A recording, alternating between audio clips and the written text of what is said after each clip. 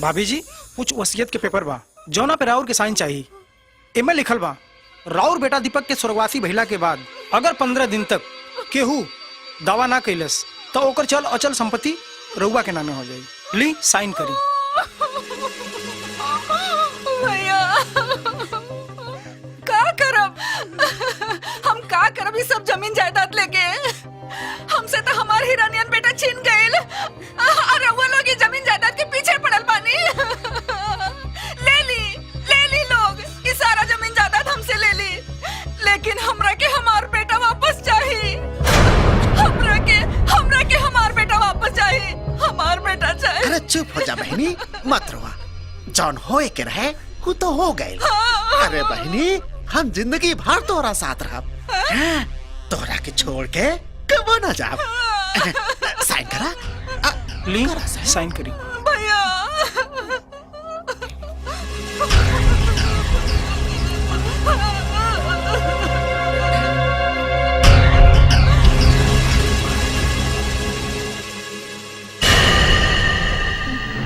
अरे ही क्या करता रहा? दीपक भैया के जगह पे ब्रिजेश सर के नेम प्लेट लगाओ तानी।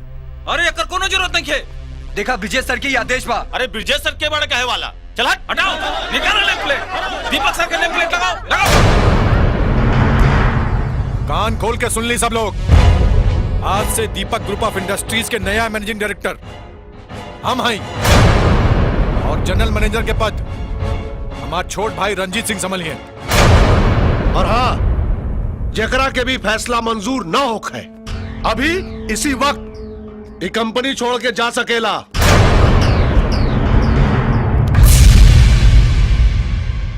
ब्रिजेश चाचा भैया के नेम प्लेट रवा काहे फिकतानी? सोना ही तोरे माई का फैसला बा कि तोरे भैया के जगह पे अब हम ये कंपनी के मैनेजिंग डायरेक्टर रहब। भैया के जगह केहू नहीं खेले सकत। चुपचाप भैया के नेम प्लेट लगा दी। मरल आदमी के नेम प्लेट लगावल अशुभ होला और वैसे भी तोहार भैया कोनो भगवान ना रहले जेके सुबह शाम माला फूल चढ़ावल जाए। हमार भैया के नाम तमीज से ला। ई मत भूला कि उनकरा सामने तोहार औकात कुछ नहीं खे। हमके हमारा औकात मत बताओ, ना तो वही कस के रगड़ दे तो तोके तोरा औकात पता चल जाई।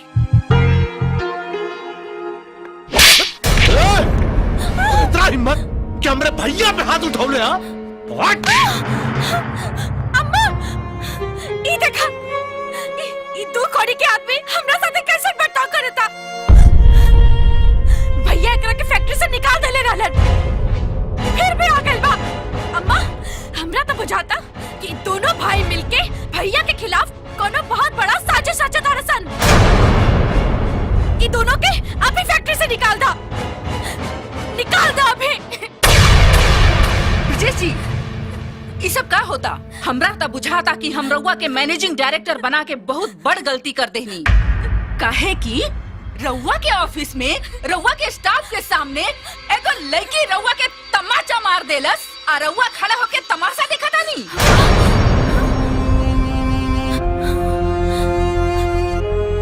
अगर हम रउआ के जगह पे होती तो अब तक एकरा के धक्का मार के बाहर निकलवा देले रहती।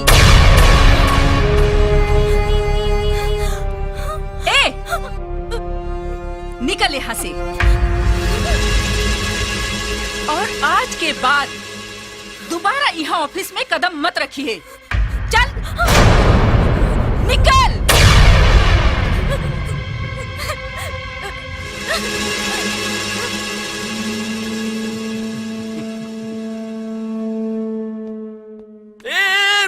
रुक क्या कर सामान है रे? हमार सामान है और आज से हम एजे रहब। अरे रउआ तो पूरा बोरिया बिस्तर लेके आ गइल बानी।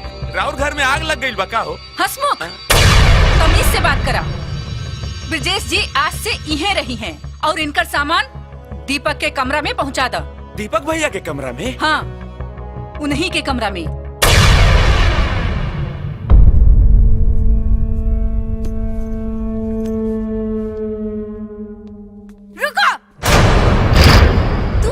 भैया के ऑफिस पे कब्जा कर लेला हम बर्दाश्त कर लेनी, लेकिन एक बात याद रखिया, हम अपना जीते जी भैया के कमरा पर तोहार कब्जा ना होके दे।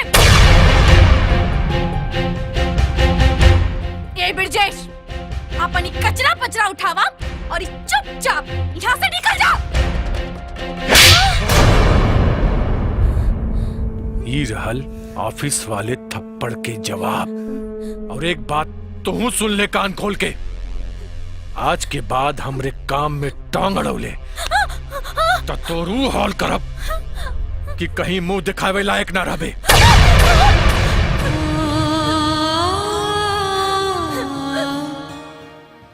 हसमुख, तू मुंह का देखता रे? इनकर सामान दीपक के कमरा में पहुंचा दे। जी मालकिन।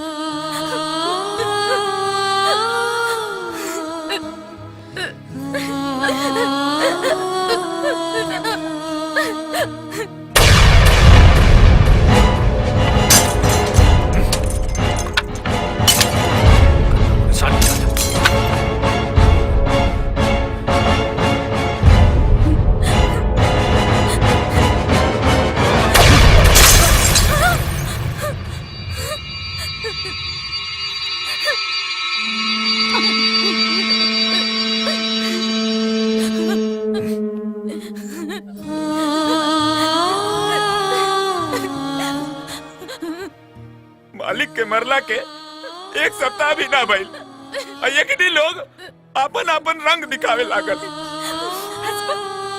हमार भैया जिंदा बाड़े और तू देख लिया, वो बहुत जल्दी आई है और ई लोगन के सर्वनाश करी है।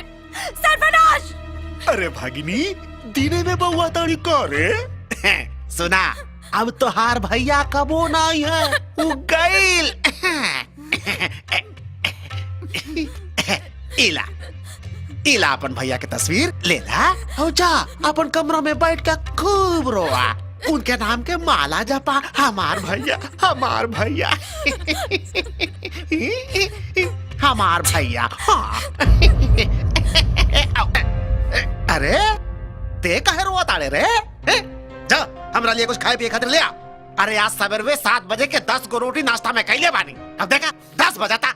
और सुना, हमरा खैला पियला के ठीक से ध्यान रखा, नहीं तो तोहर कनकुचो नोच ले।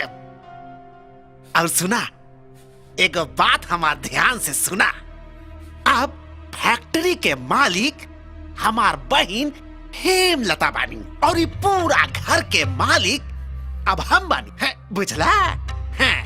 तो रोज 10 को रसमलाई, 3 लीटर दूध, आधा किलो काजू बादाम, और अगर 3 टाइम नाश्ता 3 टाइम खाना हमरा के नहीं देला ना, तो तोहार नौकरी खत्म। तो खत्म।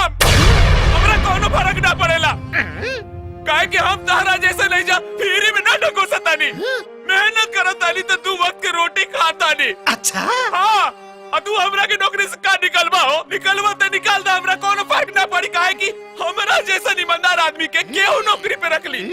तू सोचा तो हार का हुई? बगिया से भाग।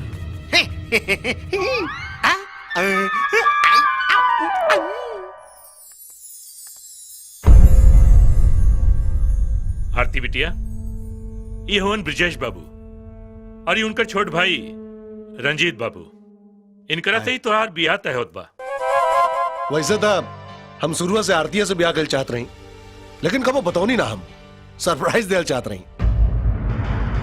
हमरा के तो लड़का पसंद बा, और वैसे भी तू दोनों जने एक दूसरे के जानत बाड़ा।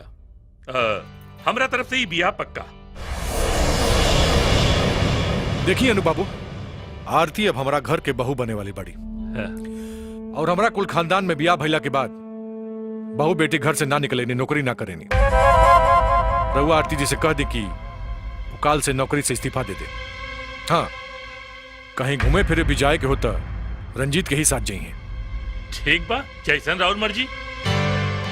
आरती बिटिया, तू नौकरी से इस्तीफा दे दे, कल से तोहार ऑफिस जायल बंद, समझ लू? जी बाबूजी।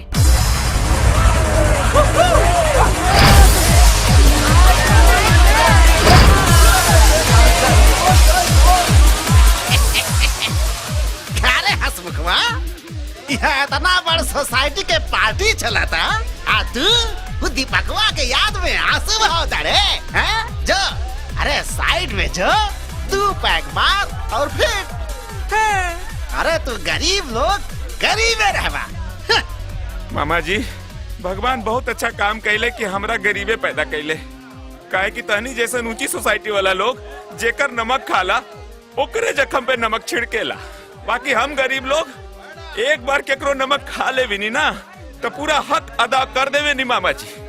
आई हमार आंसू ना हा, ई घर के खाई नमक निकल रहल बा हमार आँख से, तारा समझ में ना आई।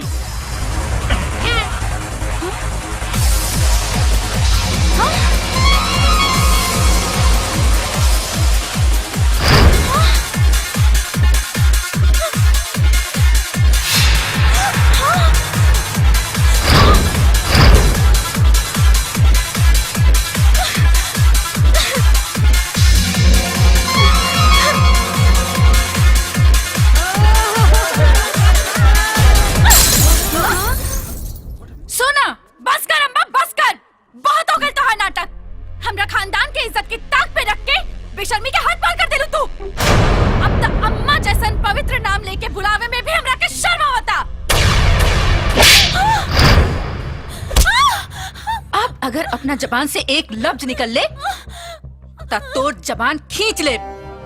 भैया आज से एकर सारा पढ़ाई लिखाई बंद, आ एकरा के नौकर वाला कमरा में शिफ्ट करा और काल से घर के झाड़ू पोछा बर्तन कपड़ा धोवल घर के सारा काम एकरा से करवैहा। और अगर ई तनिको भी मलिकाना तेवर दिखौलस तो एकरा के मार मार के चमड़ी उतार लिहा। ले जा यहाँ से। अरे हंसमुखवा जी मालिक। जा एकरा के अपन बगल वाला रूम में शिफ्ट कर दे। ले जा तू हमरा साथे चला, चला एजा से दीदी, तू चला, बहुत हो गई। है राखी कितना क्या? 10 रुपया। हाँ हाँ आइला। सोना दीदी ई का करता रू? हाँ ई का करता रू? ई सब हमरा से ना देखल जाई। रोआ जीन राखी मंगवेले रहलू, हम लेके आइल बानी। हैला। हाँ हसमुख, अगर भैया रहते तो ई राखी हम उनकरा के बांधती। तू रुक जा, ई राखी ना हम भैया के फोटो पे चढ़ा के आवतानी। हाँ हाँ जा। कहाँ जाता रे? ये सब काम के करी रे? तोर बाप कि तोर मुअल का भाई? मामा ई राखी ना हम भैया के फोटो पे चढ़ा के आवतानी। तोरे राखी चढ़ौला से तोर मरल भाई वापस ना आई हैं। आई हैं, वो जरूर आई हैं और तू पापियन के सर्वनाश करी है। बहुत जबान चलता तो है, बहुत जबान चलता है। भाग यहाँ।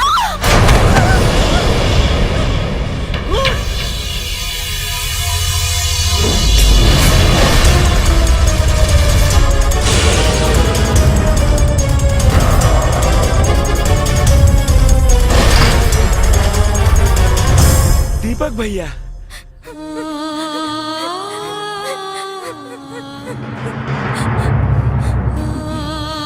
हम कहले रहनी लो हमार भैया है, अब आग फाड़ फाड़ के देख ला सन। आ गए ले हमार भैया तोहनी के पाप के अंत करे खातिर। ना ई दीपक नहीं खे हो सकत। ते ते ते के हमारा बहुरूपिया? हाँ अच्छा अनरा गेल बाड़ू, लौकत नहीं खे तो चश्मा लगा ला। दीपक है हम, दीपक।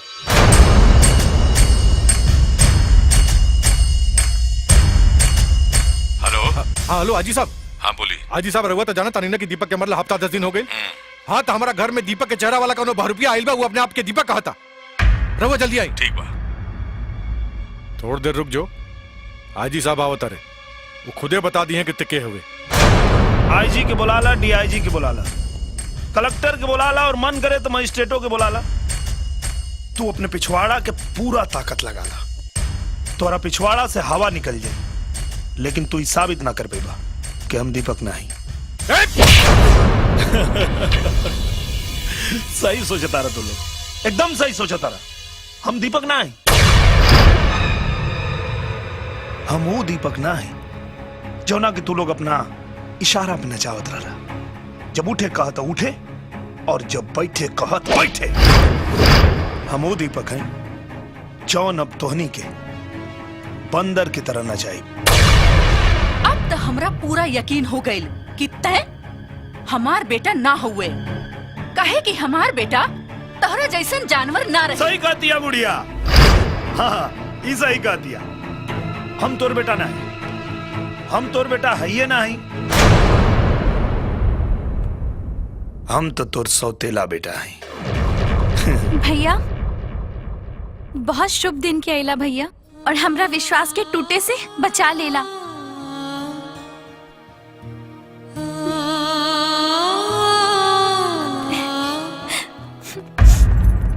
अजी साहब पकड़ लिए एकरा के, ये उहे बहुरूपिया हा जौन अपना आपके दीपक कहा था, गिरफ्तार करी। अपने बेटा के नहीं के पहचानत, अपने बेटा के क्यों ऐसे हथकड़ी पहनावे गया लगा। अजी साहब हम सही कहता नहीं, हमरा माई के दिमाग खराब हो गई बा, हमसे दूर रह के। हम दीपक हैं। हाँ हाँ अजी साहब, हम कसम खा के कहा तानी, ये हमार दीपक भैया ही हवन। हाँ। 1 मिनट आजी साहब, ये दीपक का चेहरा लगा के कौनो बहुत बड़ बहुरूपिया हो, लेकिन जल्दी ले जाए यहाँ से। ना ना ना ना आईजी साहब, हम सच कहता नहीं, ये दीपक भैया बाड़े। हाँ। राउर कसम खा के कहता नहीं, ना आपन कसम खा के कहता नहीं कि दीपक के भैया बाड़े। मामला बहुत पेचीदा हो गई बा, तरह के कोर्ट में साबित करे के पड़े कि तू ही दीपक बड़े, और जब तक की बात साबित नहीं हो जात तब तक तहरा के पुलिस कस्टडी में रह के पड़ी। ठीक मान ली, पहना ही हथकड़ी।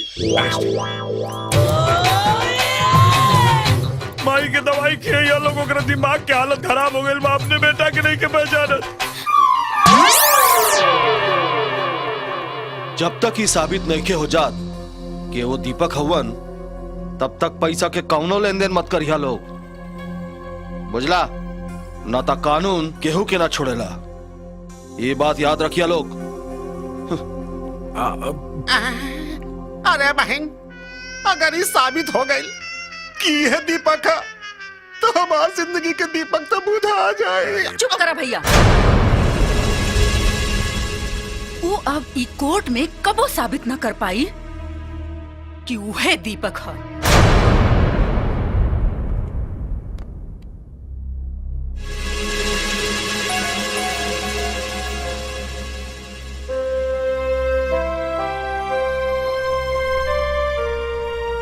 अदालत की कार्रवाई शुरू की जाए। हाँ तो मिस्टर, आपकी माता हेमलता जी का कहना है कि आप उनके बेटे नहीं हैं। जी वो सही कह रही हैं, मैं उनका बेटा नहीं हूं। अगर ये मेरी माँ होती तो मुझे सीने से लगा लेती, कोर्ट कचहरी के चक्कर नहीं लगवाती। दरअसल ये मेरी माँ नहीं, सौतेली माँ है। आखिरी बार आपको 8 दिन पहले देखा गया और फिर अचानक से आप गायब हो गए। कहाँ चले गए थे? हॉस्पिटल में मेरा इलाज चल रहा था। ओह, हॉस्पिटल में इलाज? किस चीज का? मेरी गाड़ी का एक्सीडेंट हुआ था। अच्छा अच्छा अच्छा, आपकी गाड़ी का एक्सीडेंट हो गया और आपकी गाड़ी खाई में गिर गई, तो फिर आप अस्पताल कैसे पहुंच गए? जी नहीं, मेरी गाड़ी खाई में नहीं गिरी थी, मेरी गाड़ी ट्रक से लड़ी थी और एक्सीडेंट के बाद मैं बेहोश हो गया। जब मुझे होश आया तो मैंने अपने आप को हॉस्पिटल में पाया। यस योर ऑनर, मेरे मुवक्किल बिल्कुल सही कह रहे हैं। ये रहा संजीवनी हॉस्पिटल का बिल।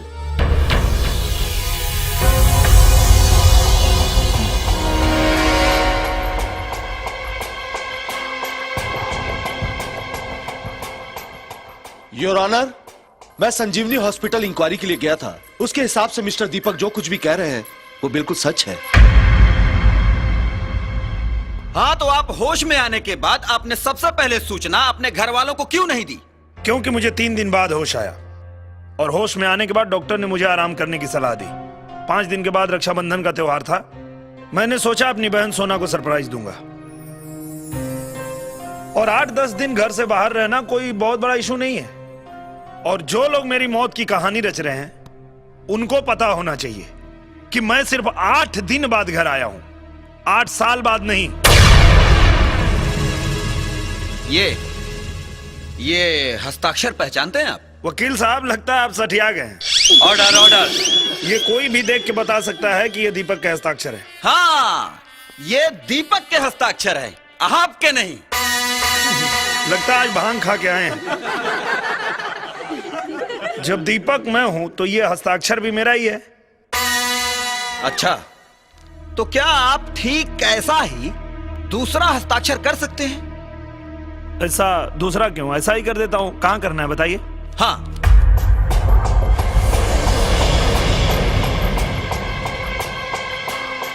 संभल कर दीपक साहब, दूसरों के हस्ताक्षर की कॉपी करना इतना आसान नहीं होता। आप मुझे डरा रहे हैं? नहीं नहीं, समझा रहा हूं।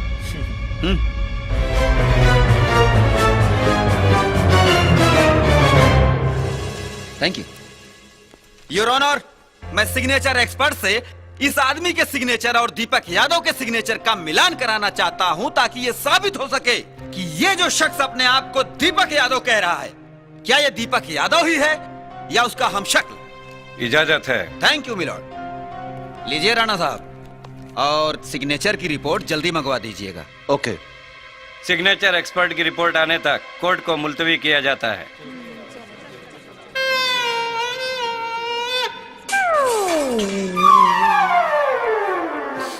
बाप रे बाप, अरे वो तो हमनियों से बड़ा वाला कमीना बुझाता। देख रहा लोग, अरे अदालत में ऐसे सीना तान के खड़ा रहा जैसे दीपकवा के हम शक्ल ना दीपकवे होके। हमारा तो कौनो बहुत बड़ सातिर बुझाता। अरे रउआ लोग झूठा ही इतना टेंशन लेता नहीं। केहू के सिग्नेचर के कॉपी के इतना आसान नहीं खे। कहीं कर देलस्ता, अरे तब तक हजारों करोड़ के संपत्ति गए। भैया, हम ऊ नागिन हई कि हमार काटल पानी भी ना मांगेला। हमार करोड़ों रुपए तो दूर, 1000 भी ना मिली ओकरा के।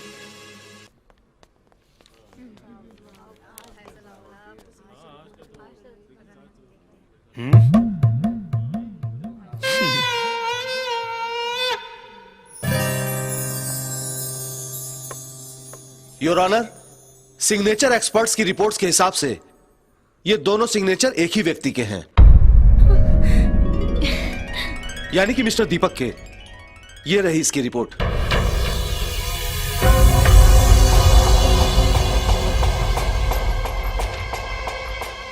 तमाम सबूतों को मद्देनजर रखते हुए अदालत इस नतीजे पर पहुंची है कि अभियुक्त दीपक पर लगाए गए सारे आरोप बेबुनियाद हैं।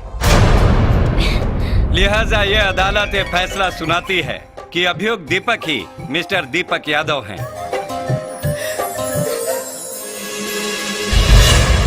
जज साहब, आपके इस फैसले पर मुझे आपत्ति है। आपको जो कुछ भी कहना है विटनेस बॉक्स में आके कहिए। जज साहब, ये दीपक यादव नहीं है। ये जरूर कोई शातिर मुजरिम है जो कानून की आंखों में धूल झोंक कर कानून को गुमराह करना चाहता है। Objection your honour. ये मोहतरमा हमारे मुवक्किल पर जबरदस्ती का इल्जाम लगा रही हैं, जबकि यह साबित हो चुका है और कोर्ट भी अपना फैसला सुना चुकी है कि यही मिस्टर दीपक यादव हैं। जज साहब, ये दीपक यादव नहीं है। दीपक मेरा अपना बेटा नहीं, सौतेला ही सही, लेकिन मैं दीपक को पिछले 10 सालों से जानती हूँ।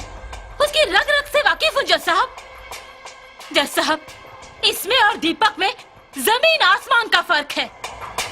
एक फैमिली के तौर पर मैं इसका टेस्ट लेना चाहती हूँ, जिससे ये साबित हो जाएगा कि ये दीपक यादव है या नहीं। लेकिन इसके लिए मुझे आपकी इजाजत चाहिए। इजाजत है, लेकिन आप जो भी टेस्ट लेंगी वो दोनों पक्षों के वकीलों के सामने लेना होगा। Thank you.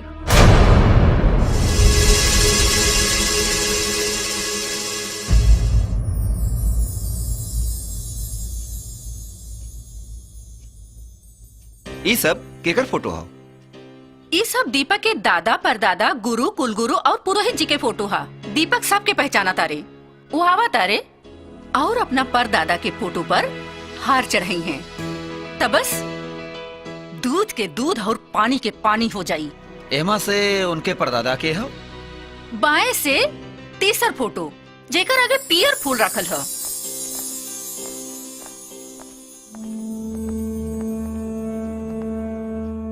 दीपक, आज तोहरा परदादा के श्राद्ध है, याद है कि भुला गईला?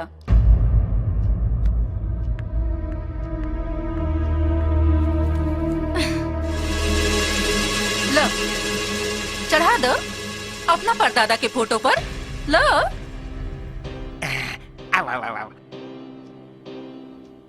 अरे का भइल, का सोचत बाड़ा? चढ़ा दो।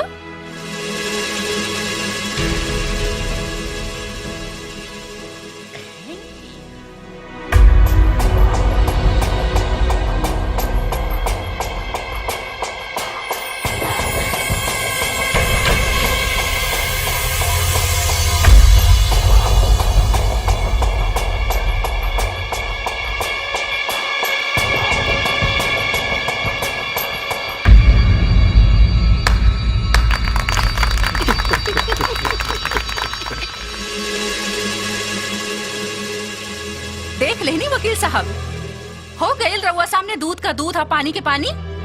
हम तो पहले ही कहत रहनी कि ये दीपक ना जरूर कोनो सातिर बदमाश है, जमन रातों रात अरबपति बने के खातिर दीपक के जगह लेवे चाहता। राणा साहब गिरफ्तार करी एकरा के। कौना जुर्म में? काहे कि ये साबित हो गइल बा कि तय दीपक ना हुए। कैसे साबित हो गई?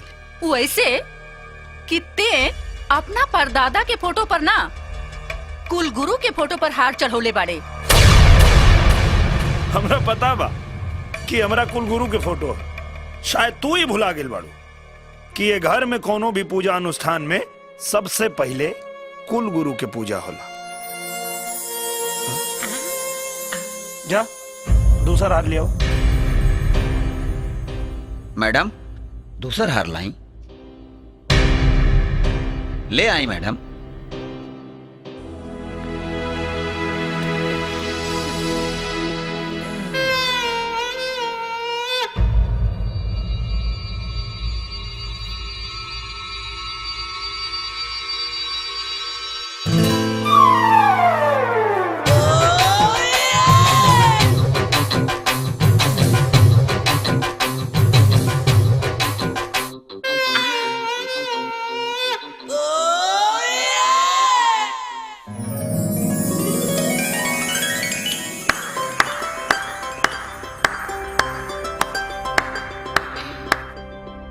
यह है ना हमरा परदादा के फोटो।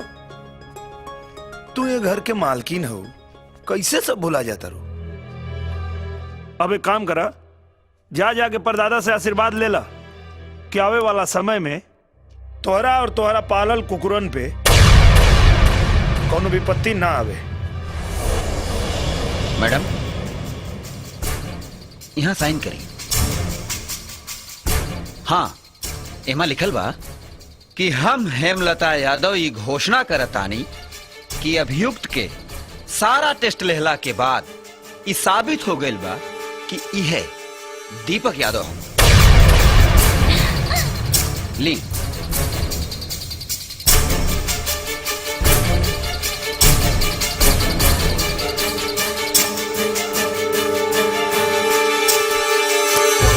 Thank you.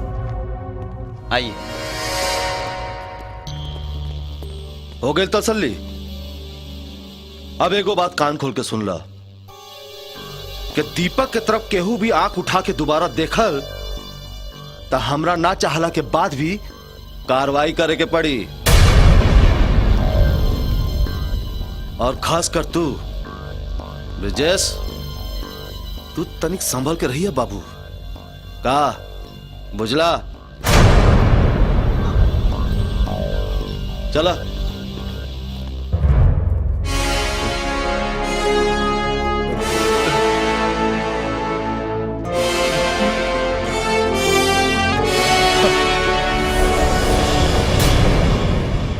हसमुख जी दीपक भैया। एगो कुर्सी और झाड़ू लेके आओ था। अबे लावतानी। हाँ दीपक भैया। आइली। हसमुख जी भैया। हमरा गैला के बाद यहाँ का भइल रहे रे? भैया रउआ गैला के बाद ही घर में बहुत अत्याचार भइल रहे। घर के मालकिन सोना दीदी के नौकरानी बना के ऐसा बहुत प्रताड़ित कइल गइल रहे। के कैले रहे रे सब? इमामा जी। ना भागना ना, हम ना कैले रहनी। अरे ये सब तो तोहरा ही सौतेली माई के काम रहे, भगवान के सब।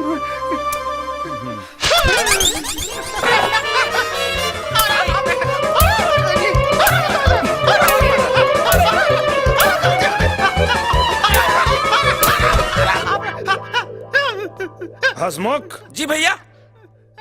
आज के बाद ही घर में झाड़ू पोछा तू लोग ना करवा। जी भैया। ई करिए। अब भैया। हाँ। दिन भर में 5 बार खाना मांगेला खाए खातिर। अच्छा जी भैया। आज से इनके सुबह शाम 2 रोटी और प्याज दा। ठीक बा। और काम करे से पीछे हटे जी। तो 1 बेरा के रोटी बंद। ठीक बा। चला शुरू हो जा, शुरू हो जा। हाँ। और का भइल रहे यहाँ? भैया ई बरजेसवा बड़का भिखारी बा। एकरा लागत घर में जगह ना रहे तो अपन सारा बोरिया बिस्तर बांध के राउर रूम पे कब्जा कर ले बा।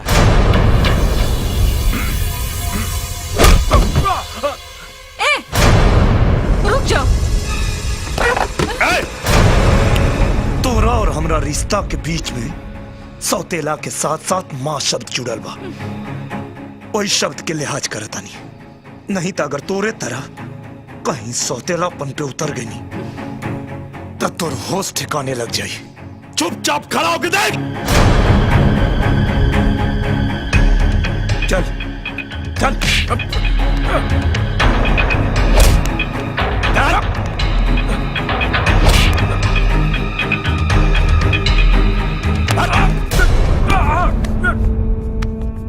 फटाफट सामान समेट और निकल यहाँ से। हसमुख सामान रख। ए तार बाप के नौकर हैं का? हम दीपक भैया के नौकर हैं। चल फटाफट निकल।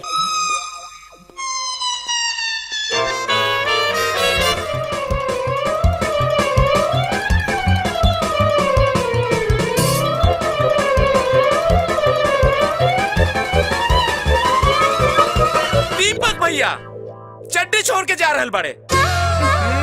पास मारा था। ये अपन बदबूदार चड्डी भी ले जाए यहाँ से। हाँ।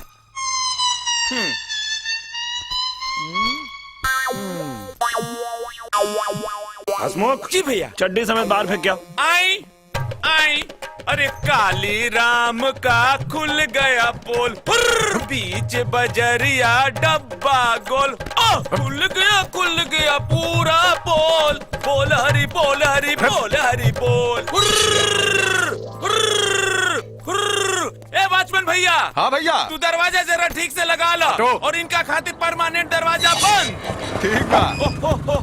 हो गई बंद। का हाल बा भाई? ठीक बा हो। ठीक ठाक बा। हेने आओ।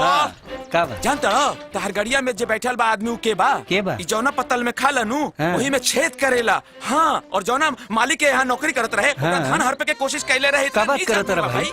अरे ससुर के। हाँ। निकल ससुरा। हाँ। कैसा नीच आदमी के बैठा ले ले बानी। हाँ। चल निकल। हाँ।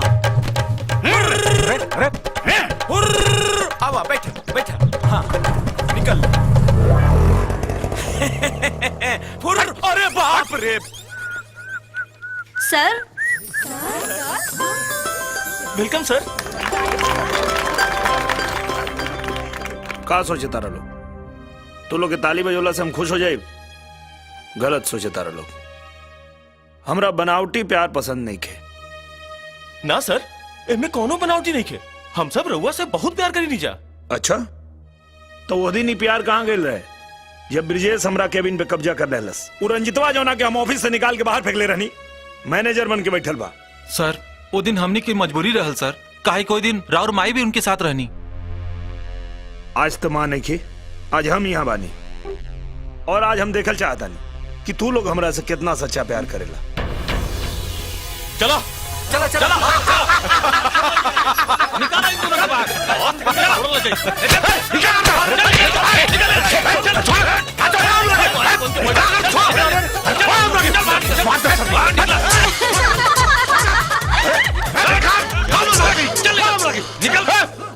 खेल तो के बहुत महंगा पड़ी दीपक। महंगा सस्ता के पता तो तब चली जब ये खेल खत्म हुई। अभी तय कर शुरुआत भइल बा। निकाल के फेंका लो कचरा के बाहर। गोली मार।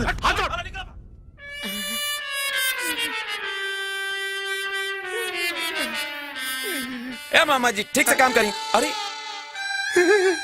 अरे हसमुखवा हमरा खातिर ले आइल हवे का? ये चुप रहा तू। ई सब दीपक भैया खातिर लेके जाता नहीं। अरे रुका रुका, अरे तानी मानी हमरो के दे दे रे। ए तू अपन गंदा हाथ से मत छुआ मामा, ये हमार खीर पूरी लस्सी सब गंदा हो जाई। खीर लस्सी पूरी, अरे दे दे। अरे हसमुखवा तोरा के 10 को लड़का हो ये सर। तू 15 को भी लड़का हमरा कर दे बना तब वो ना मिली। अच्छा सुना सुना सुना, तारा खातिर लेके आइल बनी हो, भुला गइल रहनी। आइला तारा खातिर बा। ये तो बहुत टाइट बा। परसों के न बनल बा त टाइटे ना होखी। ना खाए के बाद अलावा रखा। अरे ना ना ना ना खाए के बा। खा खा। दीपक भैया हैली। अरे वाह, हाँ पूरी खीर, हाँ का बात बा, शाबाश। अरे वाह, बड़ा जोरदार खीर बनेले बाड़े रे। हाँ काजू किशमिश भी डालने बनी। काजू किशमिश हाँ। वाह वाह वाह वाह वाह। यही से इतना स्वादिष्ट बनल बा। हाँ लस्सी भी बा। हाँ वाह, केसर डालने बनी। वाह रे हसमुख, अरे यार तू तो इनाम देवे लाख लस्सी बनेले बाड़े, एक नंबर, वाह शाबाश। कमाल कमाल कमाल। ए मामा का जा काम कर। बहुत बढ़िया बा, बहुत बढ़िया, शाबाश।